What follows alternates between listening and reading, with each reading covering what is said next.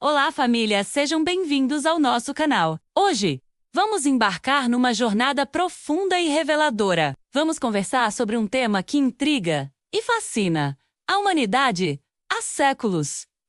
O que a Bíblia realmente diz sobre os últimos dias? E mais importante, será que os sinais descritos há milênios já estão acontecendo ao nosso redor? Vamos imaginar juntos a cena. Jesus está com seus discípulos no Monte das Oliveiras, com a majestosa cidade de Jerusalém ao fundo. Eles, curiosos e um pouco ansiosos, perguntam diretamente: Mestre, quando tudo isso vai acontecer? Que sinal haverá da tua vinda e do fim dos tempos? A resposta de Jesus, registrada no livro de Mateus capítulo 24, é o nosso roteiro para hoje. Ele não deu uma data, um dia ou uma hora. Em vez disso, ele pintou um quadro, uma série de eventos e tendências que, como as dores de parto, se intensificariam antes do grande acontecimento. O primeiro sinal que Jesus menciona é o surgimento de falsos profetas e falsos messias. Ele disse: Cuidado que ninguém os engane, pois muitos virão em meu nome dizendo: Eu sou o Cristo, e enganarão a muitos.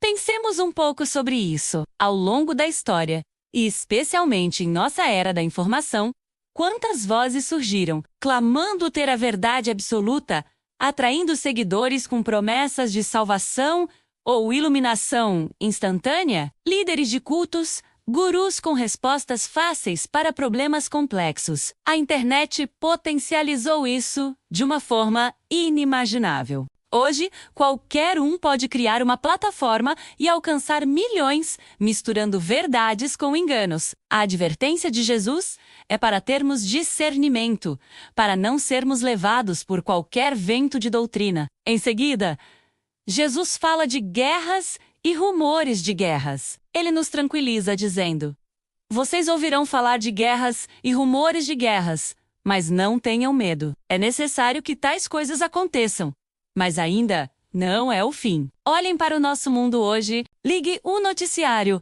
abra qualquer portal de notícias. Conflitos em diferentes partes do globo, tensões políticas entre nações, a constante ameaça de novas guerras. Parece que a humanidade vive num estado perpétuo de instabilidade. Guerras que começam por território, por recursos, por ideologias. É um cenário que, infelizmente, se tornou comum. E a Bíblia nos disse que seria assim, não para nos assustar, mas para nos alertar que isso faz parte do processo, do que ele chamou de princípio das dores. Depois das guerras, vêm as consequências. Jesus continua: Nação se levantará contra nação, e reino contra reino. Haverá fomes, pestes e terremotos em vários lugares. Vamos analisar isso. Fomes, mesmo com toda a nossa tecnologia agrícola, milhões de pessoas ainda sofrem de insegurança alimentar, muitas vezes como resultado direto de conflitos ou instabilidade climática.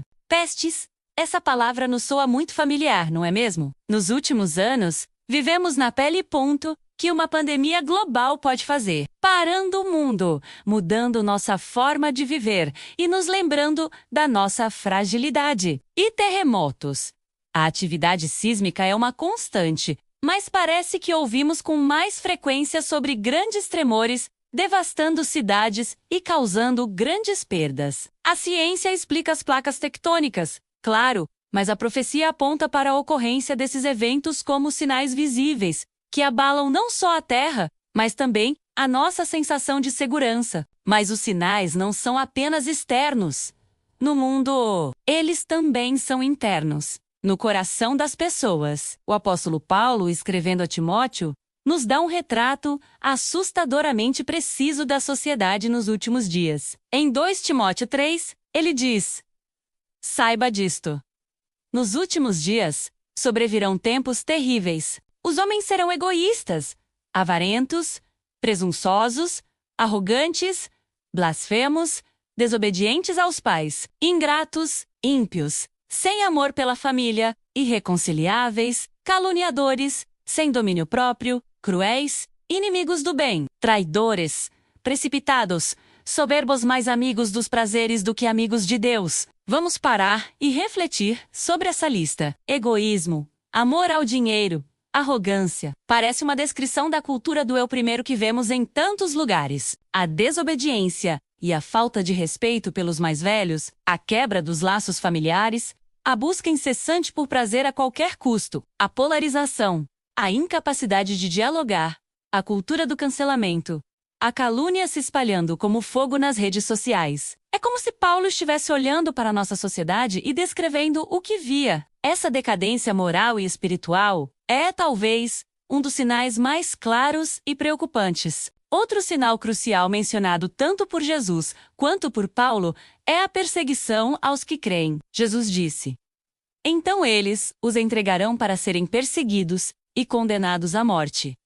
E vocês serão odiados por todas as nações, por minha causa." Em muitas partes do mundo, hoje, ser cristão é uma sentença de morte. Irmãos e irmãs na fé são perseguidos, presos e sofrem de formas que mal podemos imaginar, simplesmente por amarem a Jesus.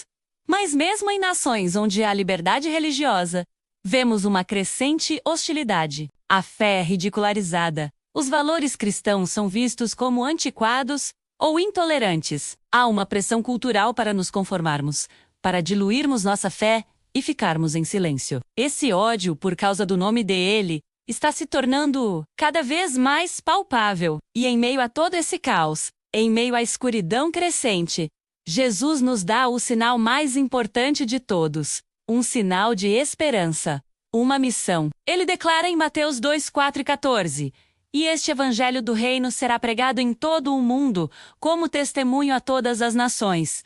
E então virá o fim." Pensem na tecnologia que temos hoje. A internet, os satélites, os smartphones. A mensagem do evangelho pode alcançar os cantos mais remotos da Terra em segundos. Tradutores estão trabalhando incansavelmente para que a Bíblia esteja disponível em todas as línguas. Missionários continuam indo a lugares onde o nome de Jesus nunca foi ouvido. A mesma tecnologia que pode ser usada para espalhar o engano e o ódio também está sendo usada para cumprir essa grande comissão a uma velocidade sem precedentes na história. Este é o grande sinal que depende de nós, a Igreja. Além disso, a Bíblia fala sobre o povo de Israel. A restauração da nação de Israel em 1948 é vista por muitos estudiosos como um cumprimento profético monumental. Por quase 2000 anos, os judeus foram dispersos pelo mundo, mas a Bíblia profetizou que eles retornariam à sua terra. E isso aconteceu em nossa era. Os eventos que continuam a se desenrolar no Oriente Médio,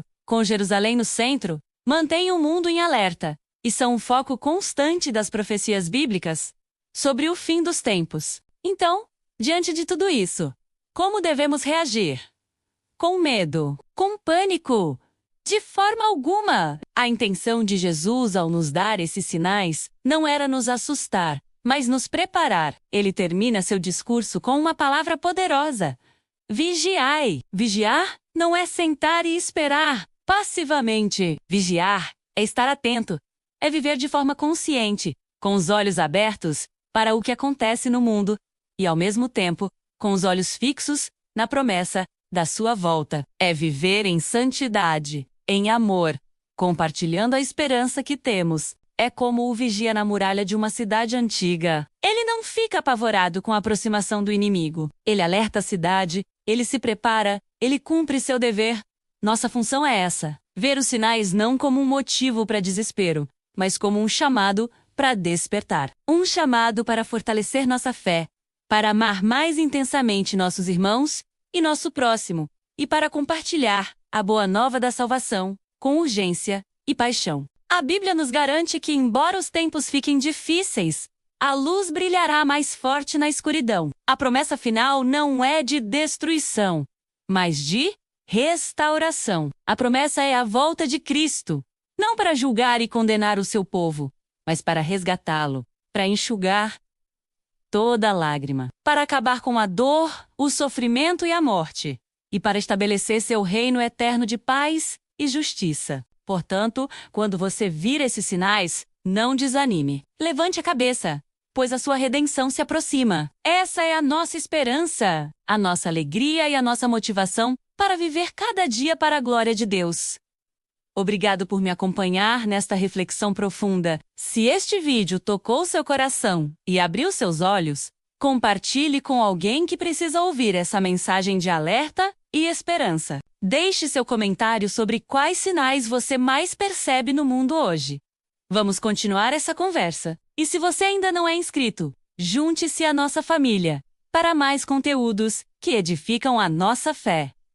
Que Deus abençoe a todos. Fiquem na paz e até a próxima!